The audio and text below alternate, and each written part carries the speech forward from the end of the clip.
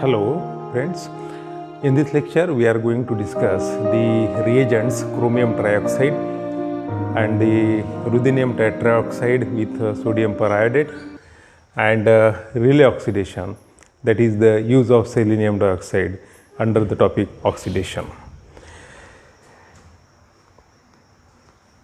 Let us start with the chromium trioxide CrO3. Firstly, we will see the applications of chromium trioxide. See here, it is a cyclohexene carbon-carbon double bond containing compound.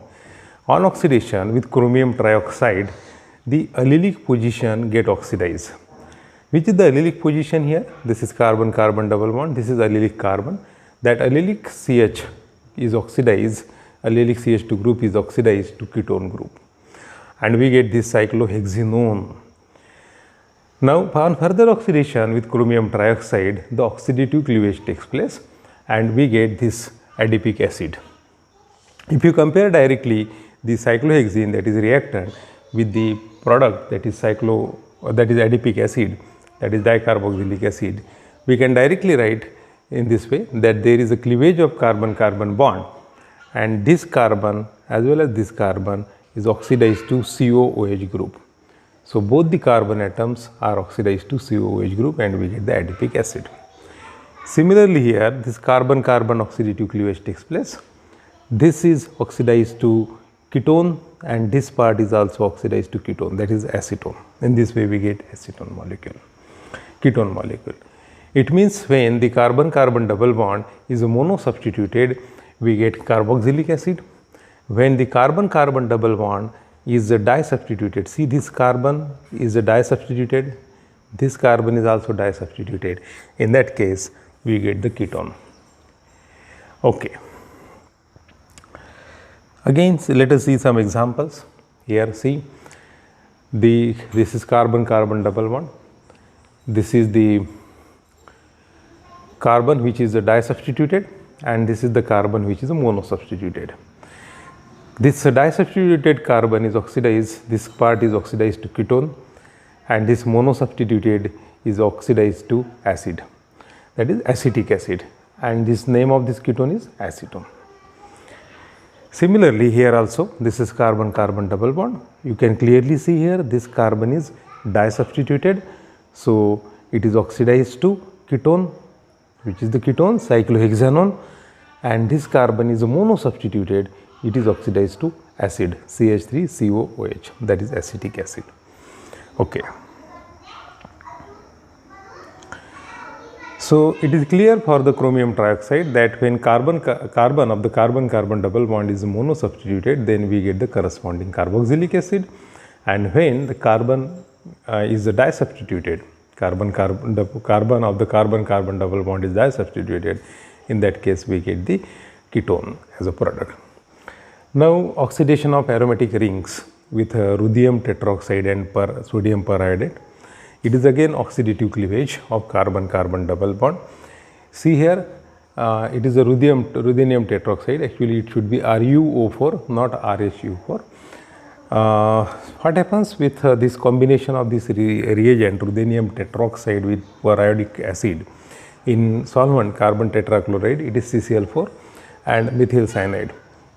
Again, oxidative cleavage takes place, as I told you in the previous case of chromium trioxide, and di-substituted carbon is oxidized to ketone. This part will oxidize to ketone and this part will oxidize to corresponding aldehyde CH3 C double bond OH, acid. It is as this carbon of the carbon-carbon double bond is mono-substituted, it is oxidized to corresponding acid. Which acid is obtained? Acetic acid. So, function is same as that of chromium trioxide. Here again what will happen? This carbon-carbon double bond cleavage takes place, this carbon will oxidize to COOH, this carbon is also oxidized to COOH and we get the dicarboxylic acid, that is adipic acid. Okay. Now, it is interesting. This is a naphthalene aromatic compound. On reaction with ruthenium tetroxide in sodium periodate, the oxidative cleavage of aromatic ring takes place, where one phenyl ring, benzene ring remains as it is and this ring is oxidized This oxidized to COOH, this carbon is also oxidized to COOH. We get the phthalic acid. Means one ring oxidation takes place and other ring remains as it is. See, it is cyclohexyl ring, it is phenyl ring. What will happen with ruthenium tetroxide and sodium periodate? See here, the benzene ring is oxidized to corresponding COOH. Benzene ring is oxidized to carboxylic acid group, COOH group, while cyclohexyl remains as it is, and we get cyclohexyl carboxylic acid. It is very interesting example where alkyl group, cycloalkyl group will remain as it is, while the aromatic ring get oxidized to COOH. Very interesting. This is a quinoline, this is isoquinoline. Both are heterocyclic compound, aromatic compounds, you know. And see oxidation with ruthenium tetroxide, sodium periodate. In this case, the pyridine ring, see isoquinoline, it is the combination of, it is the fusion of benzene and pyridine ring. Benzene ring is oxidized to COOH.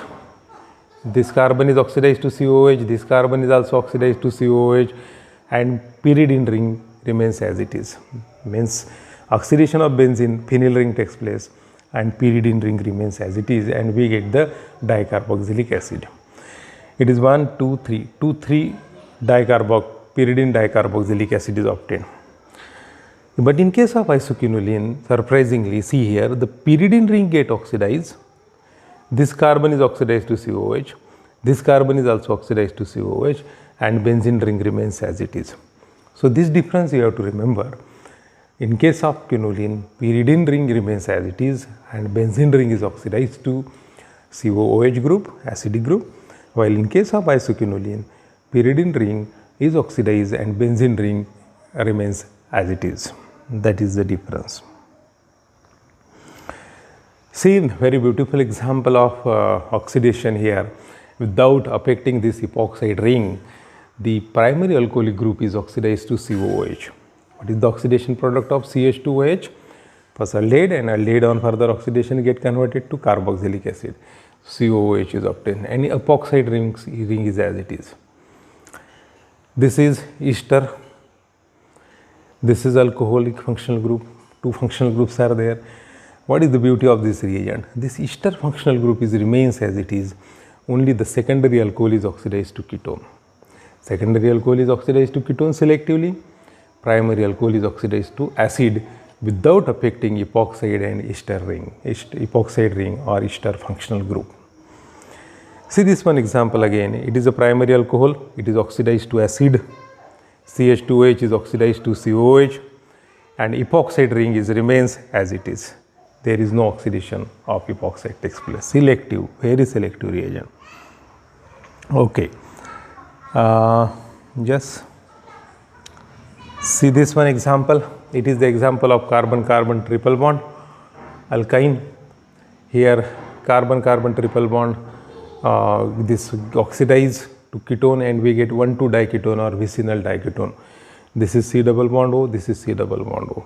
So both the carbon of the carbon-carbon triple bond are oxidized to corresponding ketone and we get the vicinal diketone, or we can say 1,2-diketone.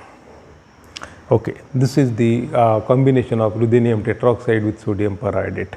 But you have to remember here in this case that this particular reagent oxidizes primary alcohol to carboxylic acid and secondary alcohol to ketone without affecting the epoxide ring or ester or any other functional group. Okay. Now let us move to other reagent, that is selenium dioxide. It is also called as a relay oxidation, that is oxidation of CH2 group to C double bond O group. See, oxidation of CH2 to C double bond O by using this reagent. This one is a ketone. When we treat it with the selenium dioxide, the oxidation of the alkyl group which is adjacent to the carbonyl group, or in other word I can say oxidation of the alpha carbon, alpha alkyl group, that is CH2 or CH3 group, maybe methylene or methyl group respectively, takes place so as to get 1,2-diketone. Diketone formation takes place. Two carbonyl group adjacent carbonyl group formation takes place. It's very interesting. So see, this CH3 group will oxidize to corresponding carbonyl group. So what is the oxidizing product of CH3? Aldehyde. So in this way, see, it is oxidized to aldehyde and we get this dicarbonyl compound. 1,2-dicarbonyl compound. Two carbonyl groups are adjacent to each other. So it is 1,2-dicarbonyl compound. Now here it is interesting. Here from one side of this carbonyl group, methyl group is there. From one side there is CH2, another side there is CH2. Here it is CH2 and here it is CH3 group. Now which one will oxidize with selenium dioxide to C double bond O group? Whether CH2 will oxidize to C double bond O or this CH3 is oxidized to C double bond O. So see here, this CH3 is oxidized to C double bond OH, that is aldehyde, and not CH2. Now remember this one, when at the alpha position CH2 group is there and on another alpha position to the carbonyl group CH3 group is there, which will oxidize to corresponding carbonyl group? Aldehyde CH3 group and not CH2. Methyl group is oxidized to C double bond OH, that is aldehyde, and not CH2 group. Okay. So see here in this example, this is the aldehyde group and this CH3 is at the alpha position. This methyl group will oxidize to aldehyde. So one aldehyde is already there and this is the another oxidation, another oxidative product of this CH3 group to aldehyde. Okay. See this example, here it is C double bond O, here it is CH2. This CH2 will oxidize to C double bond O. When CH2 and CH3 both are there, then the priority goes to CH2. Sorry, CH3. But when only CH2 group is there, then it will oxidize to give corresponding diketone, that is 1,2-diketone. See this example, it is ketone. So on oxidation, this CH2 group will oxidize to ketone and we get 1,2-diketone. Here at this position, there is no opportunity or there is no chance to oxidize it into corresponding ketone group because there is neither CH2 nor CH3. Here it is all the carbons are all the positions, this is carbon, carbon, carbon, only CH group is there. We want for the oxidation either CH2 or CH3 group. So this alpha carbon will not oxidize to ketone, this CH2 group will oxidize to ketone and we will get 1,2-diketone.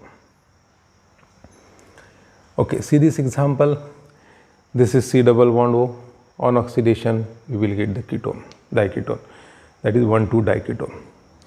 Okay, now very interesting to see the mechanism, how it happens, how the diketone formation takes place.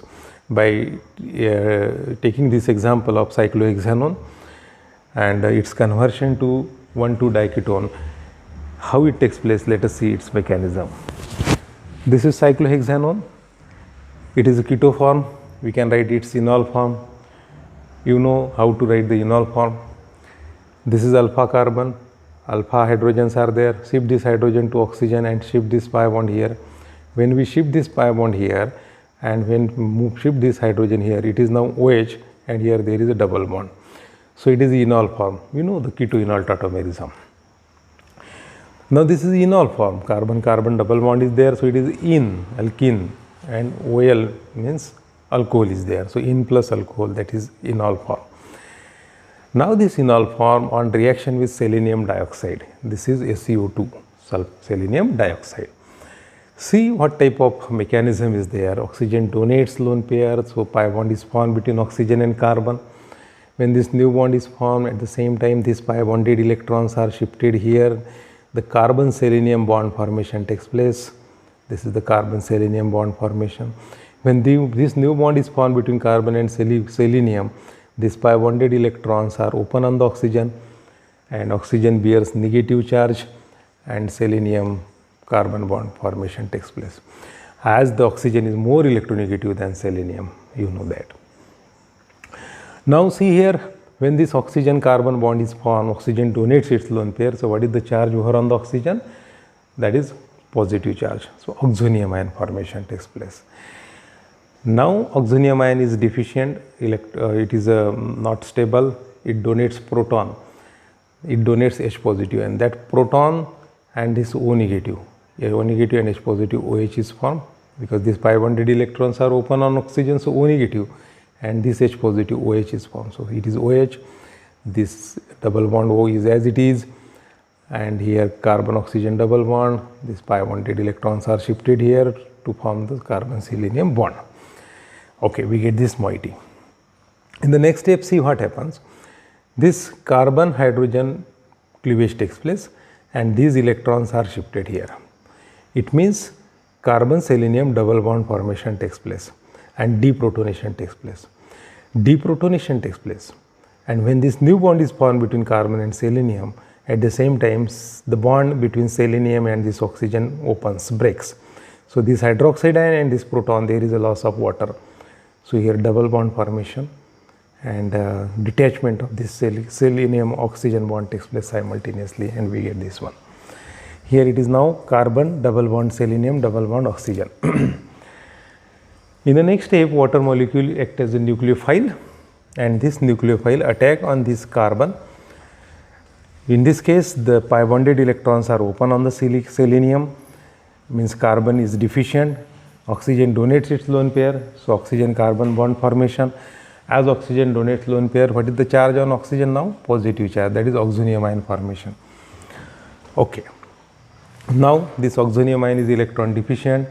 In the next step, deprotonation takes place, and here now there is a OH group, you can clearly see here. Okay, deprotonation takes place. Now in the last step, oxygen donates lone pair here, carbon oxygen double bond formation takes place. Now oxonium ion formation, because oxygen donates lone pair. When this new bond is formed between oxygen and carbon, at the same time carbon selenium bond breaking takes place. So this formation of new bond and breaking of this carbon selenium bond takes place simultaneously. After that, oxonium ion formation and then deprotonation, means this proton will goes along with this selenium part and this oxygen carbon bond formation takes place. There is a loss of this selenium moiety and we get this diketone. In this way, ketone is converted to diketone via this pathway. This is the mechanism. You can repeatedly see this mechanism by reversing this video number of times. Okay. Now let us see the functions of selenium dioxide. Here it is, see this CH2 group is sandwiched between two electron withdrawing ester group pairs. So this selenium dioxide oxidizes this CH2 group to C double bond O, and we get this ethyl mesoxalate, is moiety having 3 carbonyl group, 2 carbonyl groups of ester and this carbonyl group. See the beauty here, 3 carbonyl groups are attached to each other.